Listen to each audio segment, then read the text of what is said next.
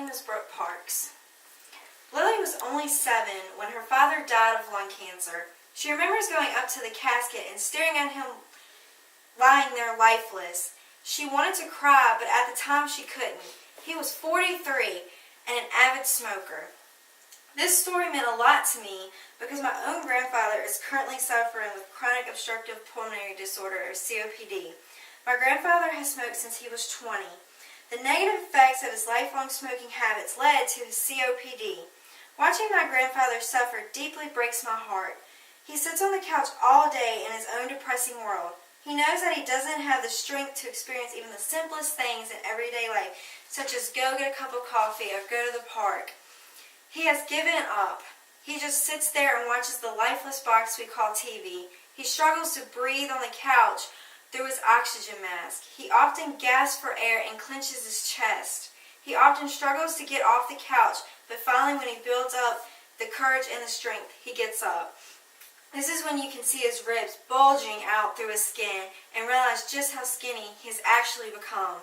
People that have COPD's life expectancy is just a few years. He has had this now for 3 years, and he has really went downhill. It pains me to think of my grandfather dying a sufferable death because of corporate profit and exploiting workers in the process. The tobacco industry needs to make a profit to provide for themselves and their employees. A friend of mine, Jacob Clark, and I have discussed this issue on multiple occasions. He differs with me on this. His dad used to work for Philip Morris, which is a global tobacco company for those of y'all who are not aware. He gets a retirement check in the mail that provides for his family and puts Jacob through college. Although I understand my friend's points, it still doesn't excuse the fact that they use child labor to produce their product. From working at this corporation, young children had developed red rashes on their necks and stomachs after working with the tobacco, and there were also cases of dangerous pesticides being stored in live-in areas.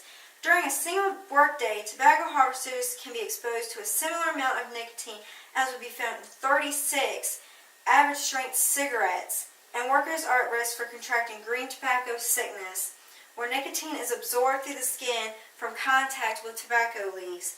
The illness causes nausea, vomiting, headache, muscle weakness, and dizziness, and children are susceptible due to their small body size. As you are all aware of, tobacco smoke is enormously harmful for your health. For instance, smoking cigarettes is the #1 risk factor of lung cancer. What you may not be aware of is the amount of harm secondhand smoke causes. Smoking has a wide variety of negative primary and secondary effects. I understand that it is totally up to the person to smoke. However, this is a complex issue because not only are there primary effects with the smoker, but other people can be seriously harmed. What you may not be aware, for example, cigarette smoking causes an estimated 443,000 deaths each year, including approximately 49,000 deaths due to the exposure of secondhand smoke from smoking. Do you really know the risks? Secondhand smoke poses a high risk for deaths and contributes to money deficits. Secondhand smoke causes more damage than what people realize. According to Centers for Disease and Prevention Control, smoking causes diminished overall health, increased absenteeism from work, and increased health care utilization and costs. So not only diseases from smoking cause a loss in potential revenue that stores could potentially get from people if they lived longer, but it also causes a shortage in potential workers that could have been healthy if they were not smoking cigarettes. COPD just doesn't affect physical health, but it also affects their mental health and their overall health. My grandfather could not provide for his family anymore or have that enjoyment he once got out of working. This has caused secondary or dependent health problems related to this, such as depression and loneliness. Moreover, it can cause cognitive impairment, which can lead them struggling to care for their illness. My great-grandma, who is almost in her 90s, takes care of him as well as my family. This makes my grandpa feel that he is a burden to us and that he is less of a human being because he cannot fully take care of himself anymore. According to a study of an economic impact of secondhand smoking in Minnesota conducted by CDC, the report calculated an additional $3.2 billion in economic losses, including lost wages, benefits, and household services caused by exposure to secondhand smoking. Companies may be in disbelief about my proposal even working and may say that this plan will take too long to see the benefits. However, my proposal is beneficial and the effects will start prospering soon. This policy would be effective in decreasing smoking. While my policy would be costly to implement, it expands the longevity of people.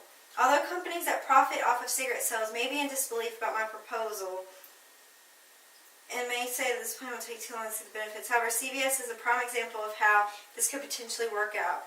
Ty Campbell has many contributions. For example, back in 2003, he started EB Capital Markets, LLC, which provides advice to investors. According to him from Times Magazine, since CVS Health's Pharmacy Benefit Management, or PPM, business generated a whopping $23.88 billion in revenue last quarter, up from $20.2 billion the year before, it's far more important to the broader picture than the cigarette business. That suggests that if the company can leverage the elimination of tobacco products from its stores to win additional employers and insurers for its BPM segment, its anti-tobacco stance will prove to be brilliant. I propose that Walgreens and big stores such as Walmart should follow in CVS's footsteps and stop selling cigarettes. They should go one step further and offer and also emphasize pharmaceutical treatment to nicotine addicts like CVS is implementing. In addition to removing cigarettes from its stores, the company has also developed the CVS Health Smoking Cessation Program to help patients quit tobacco.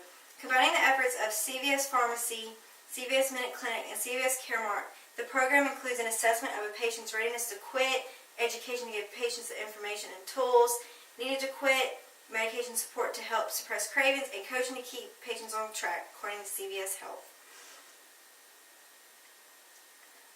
Companies need to make a profit to thrive and be successful. However, both parties can win from my proposal. Not only will people trying to quit cigarettes will benefit, but also those stores would benefit as well. If companies were to stop selling cigarettes, there would be a decrease in smoking. Ever since CVS implemented their ban, we have seen this effect. After the policies were implemented, the average number of unique tobacco customers decreased by 13.29%, CVS Health has found. After controlling their baseline rates of smoking over time, the number of unique patients purchasing cigarettes decreased by 5.5% following the ban on tobacco products. The implications of a reduction of the size are significant. A CVS Health spokesperson said in an exclusive interview with Pharmacy Times, if retailers with pharmacies across the country were to forego sales of tobacco products, there could be 25,000 to 60,000 fewer tobacco-related deaths per year. Smoking is obviously negative. We can all agree on this. People may lack faith in my proposal. Businesses may also be concerned with the lack of profit associated with cigarette sales, but money will be saved because there will be a decrease in spending for diseases associated with smoking. Additionally, and most importantly, it will lead to a healthier society. Will you follow in CVS's footsteps and show that positive and prosperous change can be made?